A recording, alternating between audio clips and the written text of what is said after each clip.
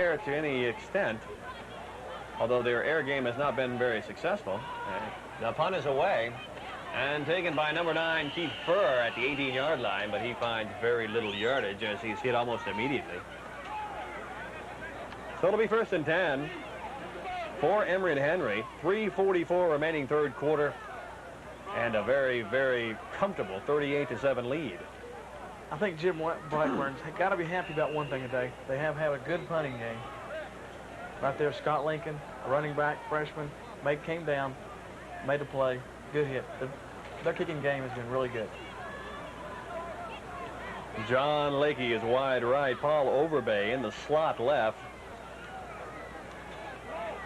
High formation. Now in motion. Overbay moves toward the right. The handoff to the workhorse. And Sandy Rogers hits the right side for a gain of about 5. There again, he faked the McLaughlin on the first dive. Gave it out to Sandy Rogers, the workhorse, as you say. He's just churning. They're just going to eat the clock right here. I'm sure they'll keep it on the ground and let that clock eat away. It'll be 2nd and 5 from about the 23-yard line, as once again Gary Colliers brings his troops to the line.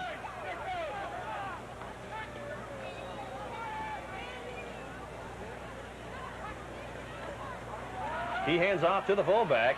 That is McLaughlin, who is going to get some big yardage. A gain of about 14 yards. Brings it to about the 37-yard line, and that'll be another 1st and 10. If you check out, that's the same lineup they had. What to go? Overbay went motion to the right. They were keying on Rogers. Gave it to McLaughlin on the first dive. Big gainer. And a great run by the senior from Richlands.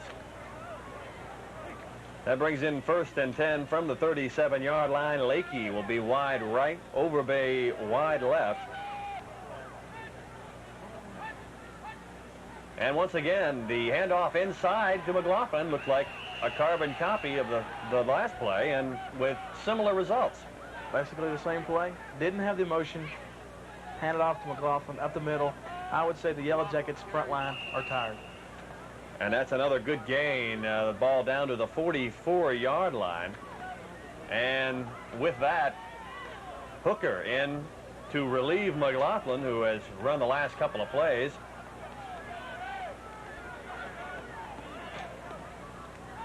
And again, Collier shouting the signals, and he'll give it to this time to Hooker, the fullback. And number 40 runs it down for a gain of about 6 more. And I think you are right. Basically just running the ball, keep the clock moving, keep it in the middle of the field. No chance for the clock to stop. It is 1st and 10 now, with the ball sitting at the 50-yard line with 3 successive fullback runs, all of which gained good yardage. Jamie Campbell now in at tailback. And Colliers will keep. And running around right side, gaining about 4 yards to about the 46-yard line. Good job of running the ball. They got a new tailback in. I don't know if Rogers is hurt. We'll have to check that. But if you can get 5 yards a clip on every run, why even throw the ball? No, here comes Rogers now back in the football game. So perhaps they would like to see Sandy Rogers break that all-time career record here at homecoming in front of a good crowd. He is back in. Sage and Overbay are wide. And the handoff is inside to Rogers, but he will find very little, a gain of 1, perhaps a little more. Rogers went out for a little drink of water. And deservedly so. It'll be 3rd and 4 with Colliers calling the signals. And the play coming in from Mike Osborne, the tight end.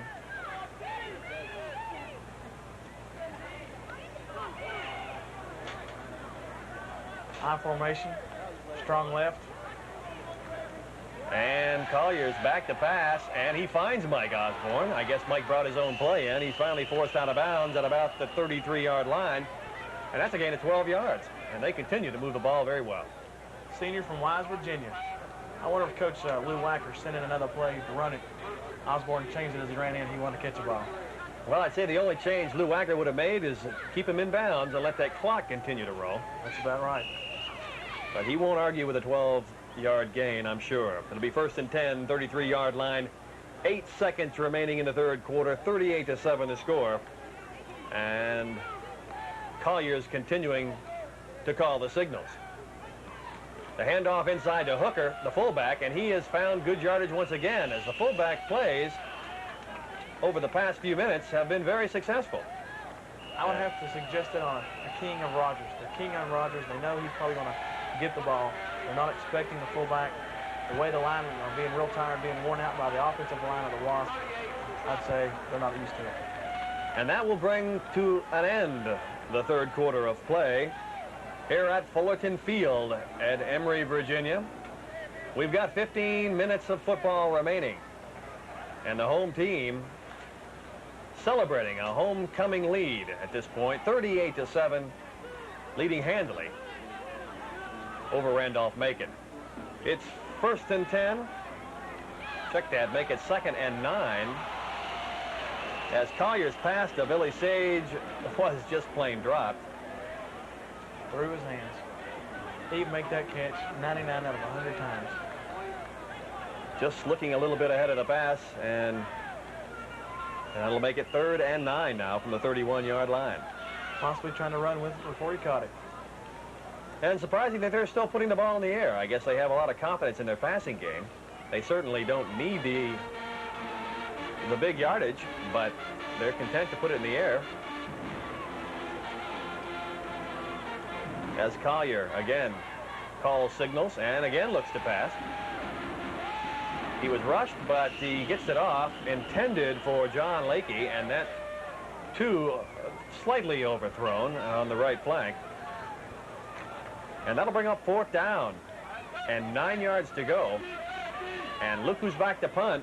And remember what he did last time. That is Collier, the quarterback. He faked the punt last time, but he will punt it away this time as he tries to get it just up in the air. Little pooch kick. Doesn't get much of a bounce, but it will be inside the 20-yard. That's a good punt in about the 16. So in a hole, Randolph-Macon needing a lot of points. 1st and 10 with the ball at about the 17-yard line. They're going to have to go to the air. I don't think there's any doubt about that.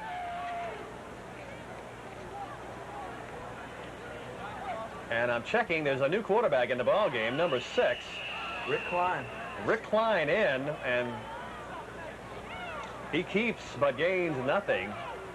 But perhaps this is their passing quarterback, as we see one of the very excited fans at Everett Field here taking a bit of a break. I guess they figure the game is pretty much in hand. Once again, Rick Klein, a quarterback. He's back to throw. Some good scrambling as he finds J.T. Biddison. He's a backup fullback, and a good gain. Gain of about 23 yards as he's pushed out of bounds. Number 99, defensive end Troy Chandler chasing the new quarterback. Rick Klein from Newcomer, Maryland, was just one step behind him, probably from being so tired. So he comes in and gets a 1st down. It's 1st and 10 on the 45-yard line.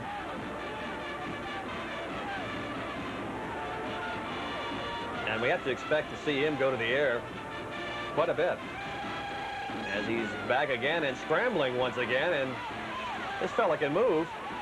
And again he throws, and again he finds J.T. Biddison, the sophomore out of New Cumberland, Maryland, for a gain of 10 yards. Probably roommates together. Think like each other, know where he's going, scrambling. You got to come back to the quarterback. Good play by the quarterback, just scrambling. Good job. Has to be the throwing quarterback. So just short of a 1st down, a gain of perhaps 9.5, 2nd in inches.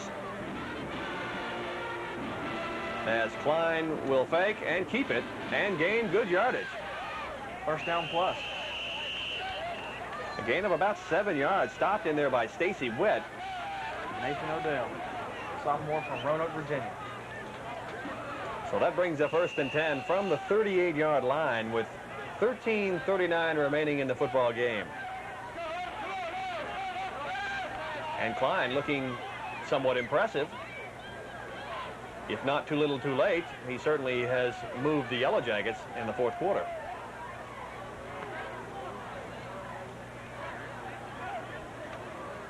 Again, rolling left, but he is really nailed in by the inside of the Wasp line.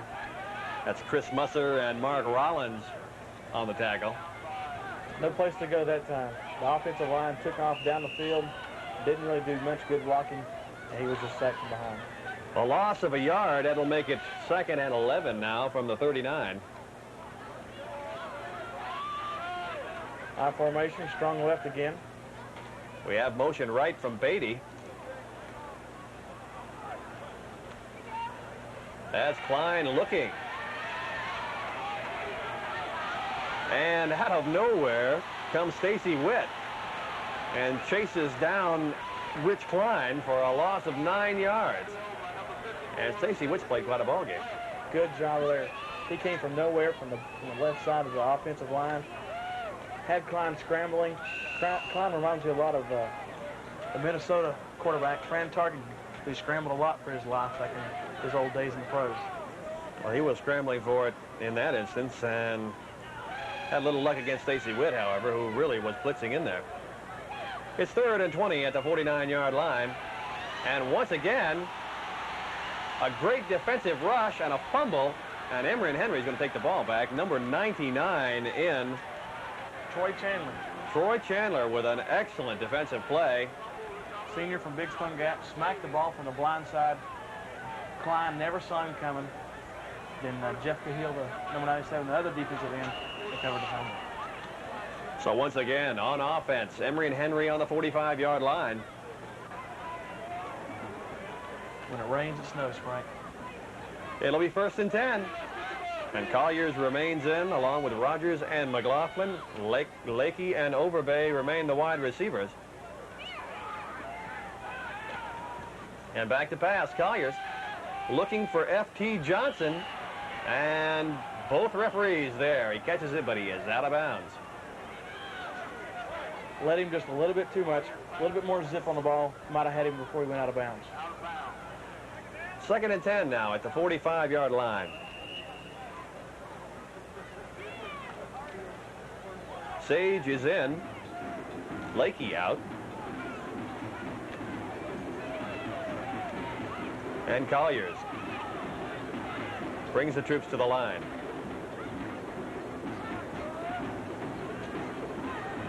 We have motion to the right. And Colliers sweeping to the left. He keeps it. And no, he pitches it at the last second. A beautiful pitch. And that is in the hands of Sandy Rogers, who has gone all the way. Touchdown, Rogers. 45-yard touchdown. And let's take a look at that one again. Good play right here. This reminds me of some of the old Oklahoma teams that would pitch after they cut. And if we see this again, and we'll see a perfectly timed pitch. It might have been a little bit on the dangerous side, but it certainly has worked out. Here's the replay. Gary Collier fakes the pitch, makes the defensive backs commit, then he pitches again to Rogers. With the defensive backs committed, he's got the sidelines all to himself. And the rich continue to get richer, as now Emory and Henry, as you see the extra point, leading 45-7. And that did it for Sandy Rogers. He has become the all-time leading rusher in Emory and Henry history. He has 107 yards thus far today, and that eclipses Bob Miller's record of some 3,370-plus yards set back between 1948 and 1951. So what a day for Emory and Henry. A great day for Sandy Rogers, who is below his average, but certainly with this honor, this will be a game to remember for him. Bob Miller, probably not disappointed that his record's broken because of the great back Sandy Rogers. If anybody was going to break it, he wouldn't mind him having to do it. He's done a great job, and he certainly has put the yardage. He has eaten up the yardage this year for Emory and Henry, averaging 160+ yards per game, 167 yards per game to be exact, 8.6 yards per carry, and that is some statistic. Any back that gets over 5 yards in average carry is doing his job. The senior running back for the Wasps, number 22, Sandy Rogers from Cedar Bluff, Virginia. Congratulations, good job today. And once again, Jack Ginn in to kick away. And waiting to receive will be Joey Owens.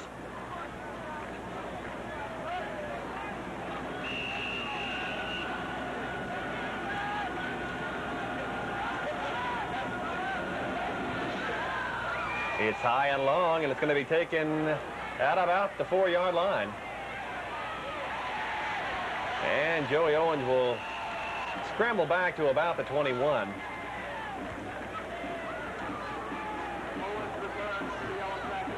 And that'll make it 1st and 10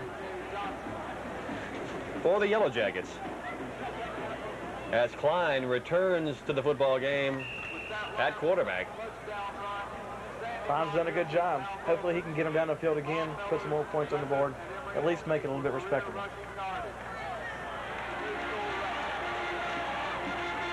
High formation, strong right. And there was some sort of mix-up there as flags are down.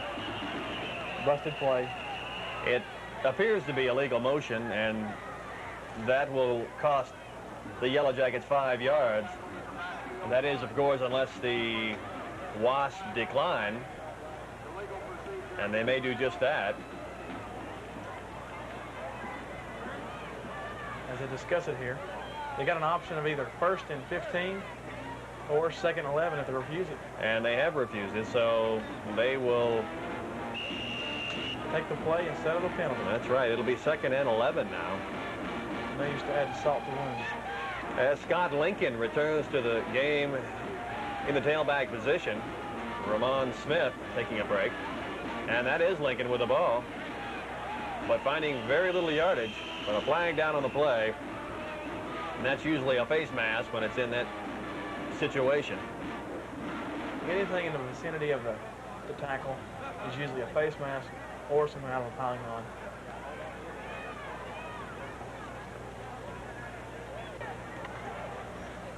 And after the 5-yard penalty is assessed, the keeper by Klein, as he gains about 5 yards.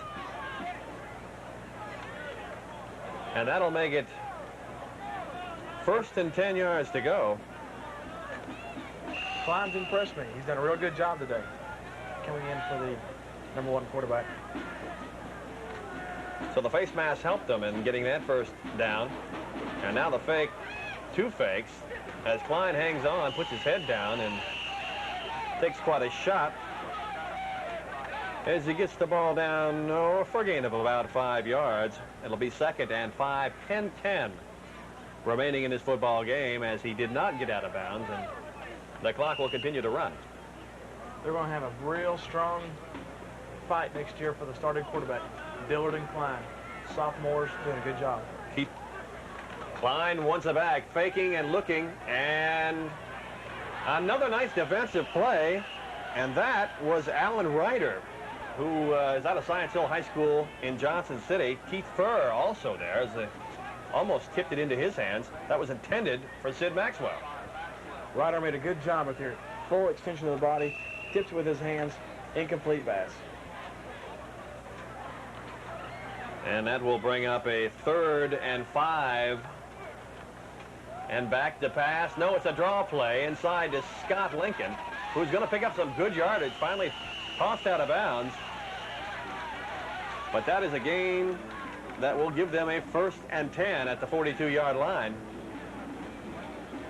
2 good backs back here. Smith and Lincoln, both juniors. I just about have to go to a 2-back option like the Dallas Cowboys today. They have in the backfield Tony Dorsett and, of course, the Georgia native, Herschel Walker. And they could use both of them right now. As we see 1st and 10 from the 42-yard line, Klein is going to keep it as he meets Dave Casno for a gain of about 4 yards and the ball down to about the 38-yard line. Klein's doing a good job running the option play. Blackburn's going to have to go in the air. It might be a little too late. Maybe just trying to get some experience from the other quarterback. This is a big kid.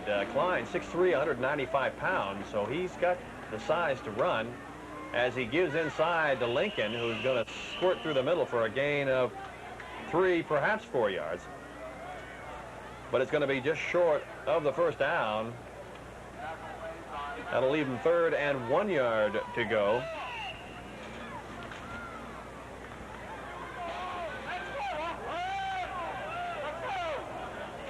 And the crowd content to wait out the final minutes of this football game. You have motion right with Klein keeping up the middle, and he's going to find good yardage. A gain of 15, make that 17 yards. And another 1st and 10, as Klein has had more success running this football team than Dillard did in the first half. Looked like the defensive there was looking for the option play. Klein just took the snap, tucked it up under his arm, drove the middle. Good pickup, 15, 16 yards. Good job of running there by Klein. 1st and 10 from the 16-yard line. 8:40 remaining, 45-7 the score. And Klein once again keeping and picking up a few yards. Gain of about 3 down to the 14. That'll make it 2nd down and 7 yards to go. Another shot of a beautiful crowd here on a beautiful day for football. Nice 65-degree sunny weather, and of course with the score 38-7. 45 points has a way of warming up even cold days. If those 45 points belong to your team, as they do here at Emory. And a pass for Klein, looking deep, intercepted nicely by Mike Stuff. That intended For Lance Herring. But Mike Stuff was there. Let's take a look at it again as he comes back. Well, he's just covering his zone. Rick Klein didn't see him. He had to be covering that corner of the end zone. Should never have thrown it. Interception. And a good defensive play once again turned in by the secondary of the Wasp of Henry and Henry College as they'll take over 1st and 10 from the 20-yard line. And in at quarterback, Joe Cundiff, the freshman from Graham High School in Bluefield, Virginia. Also in Jamie Castle at tailback. And Bristol product Kevin Shuttle at fullback. And that will go to Shuttle, who will find little or no room. Also newly in the game at wideouts, Rodney Bevel and Ted Green. As Shuttle gains nothing, but the clock continues to tick away in this final quarter of football. It'll be 2nd and 10 from the 20-yard line, as Cundiff will get a little experience here.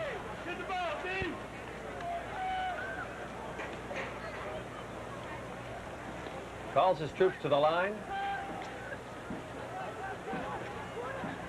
He'll rolling left. He'll pitch to Castle, who's picking up good yardage. Number 21 finally running out of bounds at after a gain of about 18 yards. Good pickup. So the ball down to about the 38-yard line. But it's all for naught as the flag is down, and it's going to be movement against the Wasp.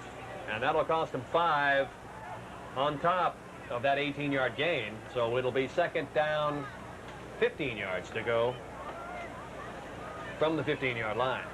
Jamie Castle showed a lot of promise out there, getting some time to show himself. The sophomore from Independence, Virginia, did a good job taking that ball, running it up the sideline, but as you said, all for naught.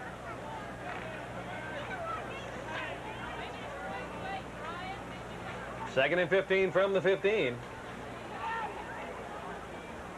I formation, strong left. As you see movement again, and perhaps the young team making a few rookie mistakes. So that will push the ball back another 5 yards. And now it will be 2nd and 20 yards to go from the 10-yard line. 6:52 remaining. Coach Lou Wacker. This probably makes more coaches lose more sleep. Penalties on plays when they shouldn't be doing it. Late in the ball game, up by a lot of points. Stick in there with your basic and go with it.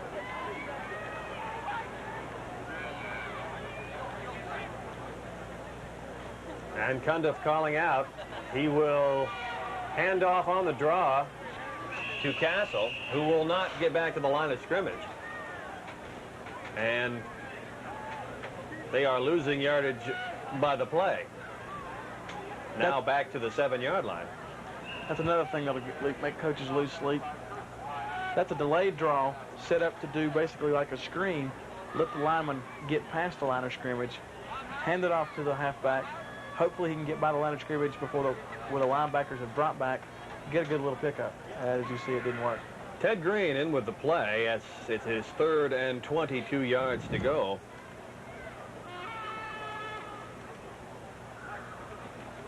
As Cundiff hands off again to Castle, who will get back about 10. But that is still going to be shy of the 1st down. And Delza Noble will come into the ball game to punt it away.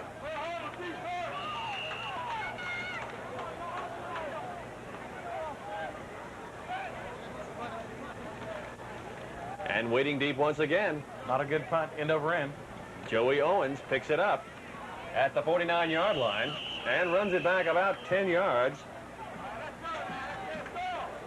And it'll be spotted at about the 38, 39-yard line. 1st and 10 with 5:30 remaining, and the score 45-7, Emory and Henry. Noble didn't get that punt to turn over. Just a 32-yard punt. Wasn't good. 10-yard return. Klein remaining at quarterback. And he's back looking. And he finds Troy Chandler as the blue and gold look for yellow flags, indicating that they feel that it might have been intentional grounding, but there are no flags down. Number 87, Matt Sheen, the tight end, he was in the vicinity, if you want to call vicinity. And the officials obviously saw that. The defensive line is just overpowering this offensive line. They're tired. 2nd and 10, Mass and Yarborough in at wide receivers now. Line back to pass. No, it's a draw to Scott Lincoln, who looked like he might have some good yardage, but ends up with only a few, perhaps a gain of about 3 yards. Stopped by Troy Chandler, who's had quite a ball game. Troy Chandler and Nathan O'Donnell. Nathan O'Donnell has come up from his cornerback and done a real good job stopping the run. It'll be 3rd and 7 yards to go from the 36-yard line.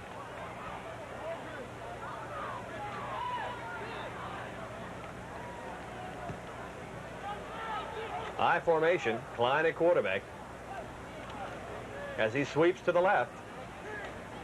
And he should have pitched it, but he hangs on, and, well, waiting for the pitch man would have been number 52, Troy Chandler. So perhaps he's happy to take what he can get. And that will make it 3rd and 7 from the 36-yard line. Klein again back. He's going to hang on to it and run. And makes good yardage, but drops the ball. And there's Keith Furr, number 9, who's had quite a day. And once again, Emory and Henry is back on offense. So with 4:30 remaining in the game, the score remains 45-7.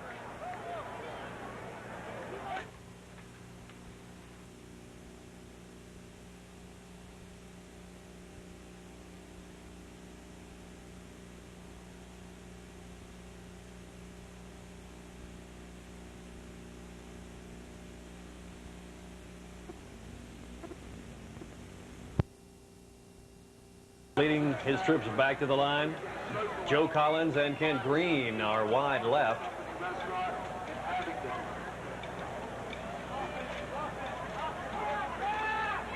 Cundiff back to pass, looking for JoJo Collins. And he had it in his hands, but he is jolted on a good defensive play by Frankie Butler. That last play from the Yellow Jackets offense, Klein was trying to run the ball, make something happen, try to make a few pointers also with Coach Jim Blackburn. Try to do too much, fumble. Emory Henry has it again. So it's 2nd and 10 now from the 25-yard line. 4:04 remaining. And it looks as if the Emory and Henry Wasps will be 7-0. As Cundiff hands to Bevel for a gain of about 5 yards to the 35-yard line.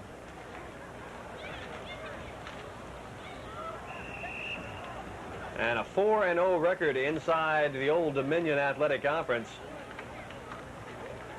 will place the Wasps firmly atop that league standings and alone in the #1 spot.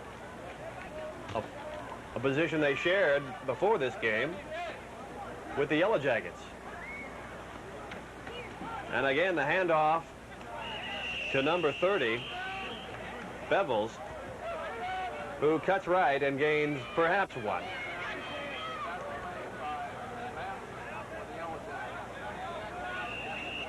And that is going to put them in a punting position. With a 4th down, here's the punt. A low squibbler with a bad bounce.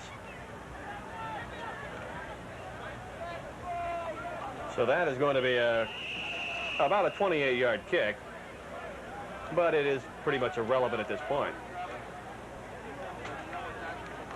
1st and 10 at the 47-yard line as Klein returns in the waning moments.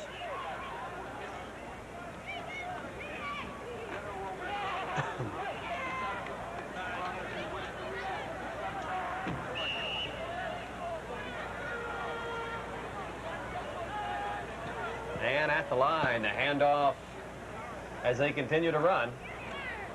Inside, a gain of perhaps 3, as they're apparently quite willing to toss in the towel, trailing 45-7.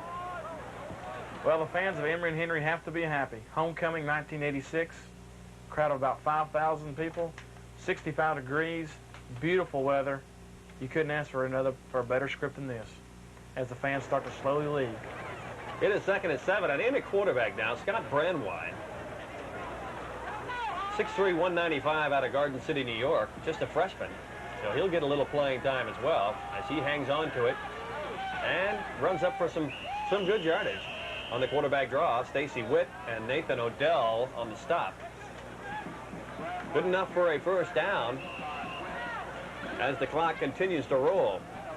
The ball at the 43-yard line.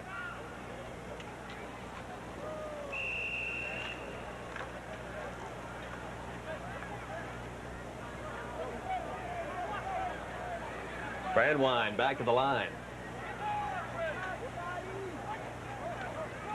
He pitches to Pelgrin, who is in big trouble, but stays on his feet and turns what was a big loss into a small one. Good job of running. Good job of running. Broke the first man away from his tackle, strung it on out a little bit more, picked up maybe a yard. It'll be 2nd and around 10 yards. Not much of a gain, if any. Back to pass, Brandwine looking over the center, intended for Matt Sheehy at the 25. That was like the pass that the Emory Henry Wasps scored on earlier today. A little quick in, scored 2 touchdowns on it. Randolph-Macon tried it, just didn't let him just a little bit too much. It'll be 3rd and 10 now, 1:10 remaining.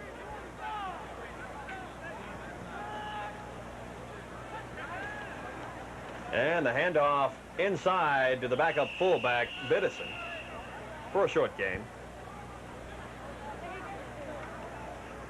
But that is going to bring up a 4th and 10 situation.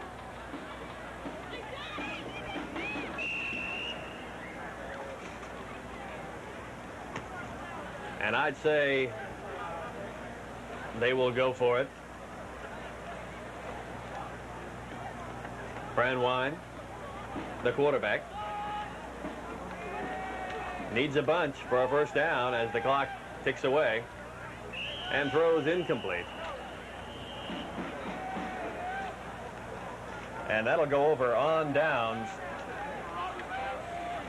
And I'm sure Lou Wacker will be content to run the clock out with 33 seconds remaining, and the score quite comfortable for the Wasps, 45-7. And perhaps we'll have one more play in this ball game before the celebrating begins.